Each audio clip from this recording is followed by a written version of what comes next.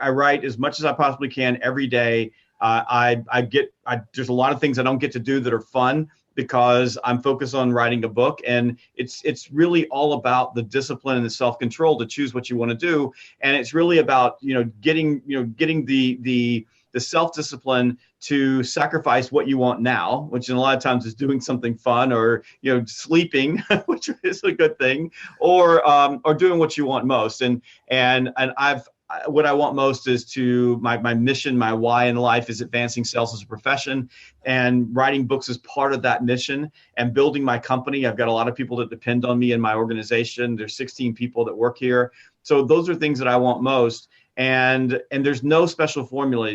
And by the way, asking me the question about book, there's a couple of books. If you want to be a writer, a couple of books I'd highly recommend. One is Stephen King's book on writing, and it's a beautiful book, and it gives you, it's a colorful book, so it's a lot of fun to read. And there's another book called Bird by Bird, and it's not necessarily a book for nonfiction writers, but it's a fantastic book on the art and the process of writing. And then there's what I tell everybody who comes to me and says, how do I write a book? And most people will never do it, is you have to write first, then you edit. You don't write and edit at the same time. If you write and edit at the same time, you'll be on your deathbed thinking about the book that you were going to write. Awesome. That's great, man. Yeah, you're prolific. I mean, I can remember the first book that I bumped into you. I was at the airport and I bought People by You. That was the first book of yours that I wrote. I'm like, dude, this guy's talking my language. So, how did you get started along this kind of communication with better people and sales, kind of the joining of that, Jeb? How'd you get started, man? Well, for me, this is what I did my whole life. Anthony Iannarino, who's one of my good friends, has got a new book coming out later this year called Eat Their Lunch, and it's a book about competitive displacement. So it's when you're selling in an industry where the only way that you win is to kick the competitor that's currently servicing your customer out.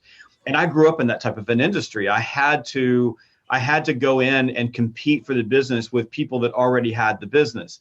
And the product that I sold was a commodity, and it was treated like a commodity.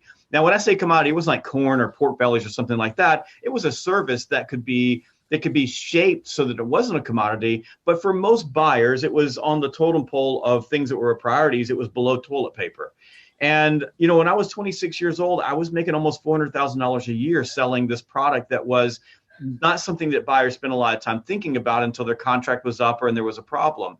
And in order to differentiate, what I had to do was I had to make it about the relationship. So I had to sell me first. So what I learned was when they made a decision to buy, they were buying me. They were buying me and then the product. And then I had to ask questions. I had to provoke awareness. I had to help them solve problems in their business that they weren't thinking about with my product, and then present those solutions in a way that made it feel like I was building something specific for them. And that's how I ran into the 5 questions that matter most in all sales relationships. And these are the questions that you have to answer for your prospect. And those questions are, do I like you? Do you listen to me? Do you make me feel important? Do you get me in my problems? And do I trust and believe you? And it was through that crucible of selling things that no one really was looking for. They weren't cool. They weren't sexy. They weren't all the stuff that we like to talk about, all the stories we like to sell, and making a ton of money doing that and being really successful, that I understood the power of the human to human relationship.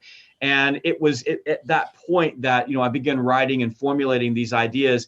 And Phil, the really tough part about that, creating these ideas is that you have to be able to shape them in a format that people can get and understand and connect to. Like you said, I picked up People by You, which I wrote in 2010, and it connected with you. And you said, this is speaking my language. It's the art of crafting these ideas in a way that makes sense. I don't think that they're things that people don't already know. I think that there are things that they just don't know how to articulate. Yeah, that totally makes sense. We have to connect, right? That's the big thing. That's kind of the middle piece of all of that is the connection. Without connection, you can have the best product or service or the worst, and nobody's ever going to know because it doesn't make any sense to either the person or to the company that you're selling it to, right? Absolutely. The connection is everything. And it's a human to human connection, which is, in the sales process that we teach our clients, we don't call it building rapport. We call it connecting.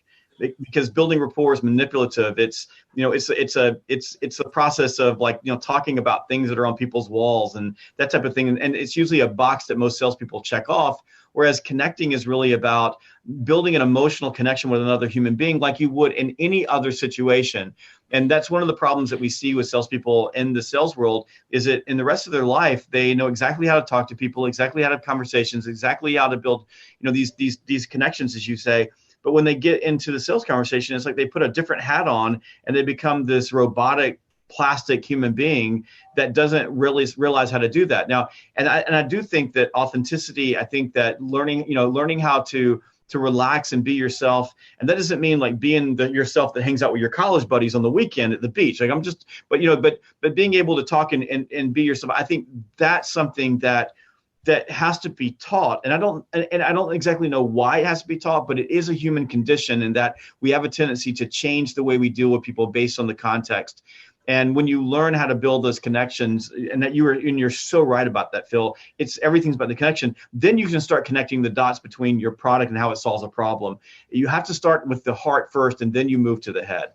Yeah, absolutely. Absolutely. So you talk though, we kind of made it personal, Jeb, but now you write a book about objections, man. I don't want to hear no.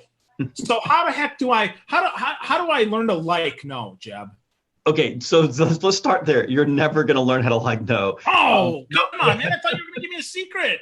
I'd love to be here saying, like, I've got the magic pill. I can just wave a wand over you, and all of a sudden, you're going to love no. But it doesn't work that way. You're never going to like no. And there's a reason for that. Human beings who have been able to pass their genes onto the next generation have developed a sensitivity to the word no. They've developed a sensitivity to rejection, because being sensitive to being rejected helps you operate successfully in groups of other human beings. And if we just go back to, say 40,000 years ago, when the modern human brain really evolved to its present format, most human beings were living in caves or huts or with small groups of other human beings, and getting rejected, getting told no, that means getting kicked out of the cave could be a death sentence. So people learned very quickly that, when the head of the cave is about to reject you, that's a good time to back off. So over the centuries, this is the human condition. We don't like no. We don't like to be rejected, and it's not a psychological problem. It is a biological problem. It is baked deep into our DNA, and something a lot of people don't realize is that rejection. When you get rejected, your body treats being rejected in the same manner that it treats you if you were to have an injury. So let's say you were to break your arm. Your body treats an arm break by releasing natural opioids into the bloodstream so you can bear the pain. It does exactly the same thing when you get rejected. And one of the things that we know about rejection is when you get rejected, it's the only emotion that if I were to sit down and have a conversation with you and provoke the memory of that rejection, it's the one emotion that you can step right back into and you can feel it as if you were there. You cannot do that with other emotions. So that's one of the reasons why when you're in sales, you get told no, you dwell on that, you remember it, and you get a little bit gun shy, as they say, before you go into the next situation, which causes you to change your behavior, becoming more weak and passive and less assertive, which in turn increases resistance, because human beings also, on the flip side, like, we have a tendency to mow over people who are weak or passive, and we move away from them. So it creates a lot of emotions in people, but it's not something that you're ever going to get past, or be able to be comfortable with. What we have to do in the flip side of that is we have to create frameworks that allow us to manage our disruptive emotions in the moment. We have to be aware of where this feeling about no comes from, because awareness is the mother of change. And then we have to have frameworks that allow us in the moment to control our emotions and influence the emotions of the other person. So it's a system and process that we work through. And the reason that these frameworks work is because human brains all work exactly the same, and humans are incredibly predictable. So once you understand these things, it's a lot easier to manage the situation and improve the probability you're going to get a yes. It doesn't mean you're going to get one every time. I'm not making that promise, but you improve the probability in your favor. Awesome. So the girl that rejected me in 8th grade, thinking about that, I totally feel that. And then I think about sales, and it's the very, very same way. But a framework for dealing with rejection. So give us a framework, Jeb, that we can work with so that the next time we get told no, we can be a little better. Well, let's go back to the 8th grade, rejection that you felt and how that applies itself, because you're exactly right. So, because this is what's interesting. So if we go to training rooms around the world, what trainers tell salespeople, don't take it personal. What trainers tell salespeople is let it roll off your back. And that doesn't work because it is personal and you can't roll off your back. And one of the problems is that an objection is not rejection. It's just not. Now, there are some objections, especially at the top of the funnel when you're prospecting to people, that can be pure rejection. Like I call you up and you tell me to go pound sand and not so nice a way and say something about my mom in the process, or my dog or my uncle or what have you. That is rejection. I've been thrown out of a lot of doors. I'd spent, an afternoon with one of my clients cold calling in New York City. We got rejected. It was pure and simple rejection. The problem is that even though objections aren't rejection, they still feel that way. Like you said, I still feel the same way. And human beings experience rejection in 3 different ways. They can have real rejection. That's your 8th grade love, telling you no. That's rejection. There is perceived rejection. That is, I ask you for something, you tell me no, and my brain perceives it and treats it as if it's rejection. And then there's anticipated rejection. Now, anticipated rejection is a real problem because that is all the worrying that you do before you ask someone for something about what might happen when you ask. And one of the frameworks that we use to help you get control of your emotions in that moment, like as you're asking someone, to let you walk to their facility, but you're thinking about your 8th grade, love that just spurns your advances, is something called the ledge. So it's a basic framework, and it's in all of the objection frameworks. And all the ledge is what neuroscientists call the magic quarter of second.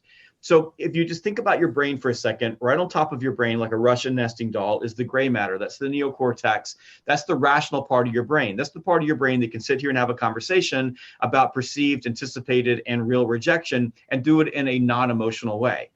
Then you have the limbic system. The limbic system is the part of the brain that feels rejection, right? It feels the emotion. And it doesn't do logic. All it does is feel. So even though we're talking about your 8th grade girlfriend, you can still feel what it feels like, right? And then there's the cerebellum, and that's the autonomic brain. In the middle of all of this is a little part of the brain called the amygdala. I call mine Amy. She's awesome, right? But Amy is always looking out for threats. We talked about how humans are sensitive to rejection, and the brain treats rejection as if it's a threat. No different than if you're physically threatened. The brain has the same exact response to that. And when you feel threatened, your brain triggers something called fight or flight, which causes all kinds of crazy stuff to happen inside of you. So what you have to do when you are in that situation, either real objection, perceived objection, or anticipated rejection, is that you have to get your neocortex in executive control. That means you have to choose to rise above the emotion that you feel. And where we make mistakes in sales training is that we tell people to let it roll off your back, or we tell people don't take it personal. But it doesn't work that way. The emotion is still there. You have no consent over your emotions. They happen without any decision whatsoever. You don't choose your emotions. You choose your response. And so what you have to do is rise above the emotion that you feel in that moment, right? When you're sitting there and you're thinking, I'm going to ask them to do something. Oh my God, they might reject me. At that moment, you've got to be able to do something that gets you in executive control. So even though the emotions are happening, right? It's like that duck on the water. You're paddling like crazy underneath, but on the top, you're smooth and you're cool and you're calm and you're relaxed. Because relaxed confidence transfers to your prospect as well, and that allows you to influence their behavior. You've got to be able to do that. And what a ledge is typically something that you say, a statement or a question that you ask. It can be in the moment for buying commitment objections. It's in the faster objections, like prospecting objections. It's something that you have to have memorized and it's rote.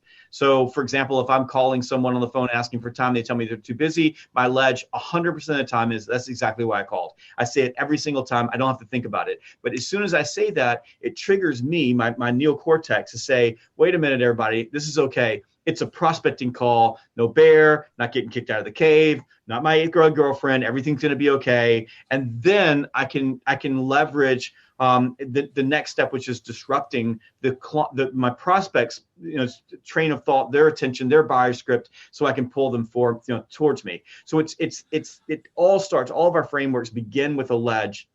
And then depending on where you are, if it's in prospecting, it's allege and disrupt. And then I ask. If it's micro commitments, it's allege. You have to deliver value because people will move to the next step with you if you offer value for their time. And if it's a buying commitment objection, the ledge is relating to your prospect as a human, like you said, connecting with them. So I'm going to relate to you as a human being. What you said, the way you feel about this is not a wrong thing. I'm not going to argue with you.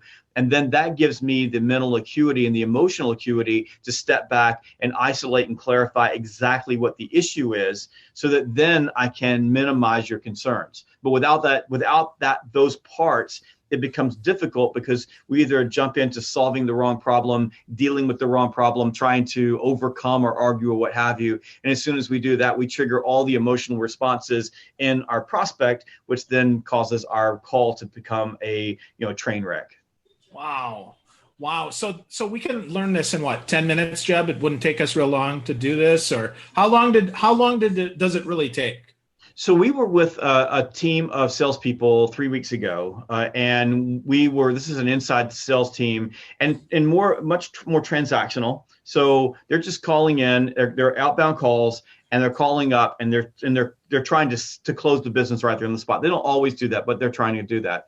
We spent an hour with them, and the only thing that we taught them was how to ask. So how to manage your emotions and ask the right way, because my goal essentially is to reduce the number of rejections I get by reducing the resistance that I get. That doesn't mean I'm avoiding rejections, because I'm not. I want objections on the table, but I want to reduce them. And a strong, confident, assertive, assumptive ask, even though it feels different, but a lot of people have a hard time with it. They feel like they're being too pushy, but it's sort of a paradox. The more assumptive and assertive you are, the less resistance you get. The more you are less pushy and trying to be polite, the more resistance you get. So we just taught them that, and we taught them a couple of the frames, like the ledging frame and the disrupt frame. So they're able to interrupt the buyer script that they're getting. We got a 600% increase in their actual sales run rate from the time before our training, in the hour that we spent with them, and then put them back on the telephone. A 600% increase. Everybody was mind blown over how fast you can make these adjustments. Now, learning how to do to turn around a buying commitment objection in a larger, more complex deal is greater than just learning the framework. It's also mastering the sales process as well. You have to learn how to discover. You have to ask great questions. You have to build your case. You have to connect the dots between what your prospect wants and what you offer, using their language, not yours. But going through the process of doing that, if I salespeople who are doing their job in the sales process, you can learn how to turn around objections in complex deals in a couple of 3 hours. It takes a lot of practice. You got to work through the issues. And then micro commitment objections are pretty easy. And we give you all the frameworks in the book, everything that you need to do that. So how do you manage your own emotions? How do you influence your prospect and reduce their resistance? How do you become rejection proof? Not that you're going to I can't change the way you feel about no, but how do you put the armor on so that when you do get no, you know exactly what to do and you can manage that and it doesn't become debilitating. And then in the 4 different types of objections you get in sales: prospecting objections, red herring objections, micro commitment objections, buy commitment objections, all the frameworks that you need to successfully maneuver those in context of your unique situation. And that's an important thing to say, Phil, because I don't believe that every situation is the same, and I don't believe that there's a black and white solution for every salesperson. And I certainly believe that there are a lot of things that work. I have a way, not the way. It's just a way. So the reason that we use frameworks is so that in your unique situation with your unique product and your unique client base and your unique sales cycle, you have frameworks that allow you to shift and flex and adapt anywhere, anytime, to any context. So that gives you the confidence that when you get a hard objection or you get a hard question or someone's telling you no, you know exactly what to do and you can get past it and bend win probability in your favor. Awesome. So Objections is not a super long read. It's an airport read, probably 3 to 4 hours, which is great. But man, there's a lot of meat in there, Jeb. So how do you you said you write every day and you do that, but man, how do you cull out all the crap that sometimes we think we have to have in there to get a slim book that somebody can read in 3 to 4 hours? That is a very difficult process. It's not easy. And some books you can't do that with. Sales EQ is not a 3 or 4 hour read. Nope. It's a much deeper read than that. And I could probably pull another 10,000 words out of Sales EQ if I went back and redid it again, having stepped away from it a year. But the key is, and this is the key to writing. We said this earlier. How do you write books? The key is that you write a lot. So when Objections was originally, the first cut was done, it was about 120,000 words. Today, it's about a 55,000 word book. Wow. So it's not about, writing. The art of writing is not about writing. It's about what you take out. It's about editing. So it's going through and going through and going through. And it really is exactly what you said, Phil, which was really intuitive. A great question. It's being able to step back from being emotionally attached to the words and thinking and stepping into the reader's shoes and saying, does the reader really need this? Do they really need this word? And you start pulling things out. And that's the art. Like the art is, that's like sculpting a book and try not to take out the meat, but also making it easy for people to digest. So if most of my books are that way, Sales EQ is the exception of that. And that book's been a mega bestseller. It was designed to be that book, like the way that it was set up. This book takes great, really cool parts out of Sales EQ and then dials it in a little bit tighter. So it's just, it's just a process. And I think that the end game is that even now I could read the book and say, I could probably find, I bet I could probably take another 1,000 words out of this book if I were to go back in and look at it again. After you've read a book, 100 times, it's a little harder to see, what's actually happening inside of it.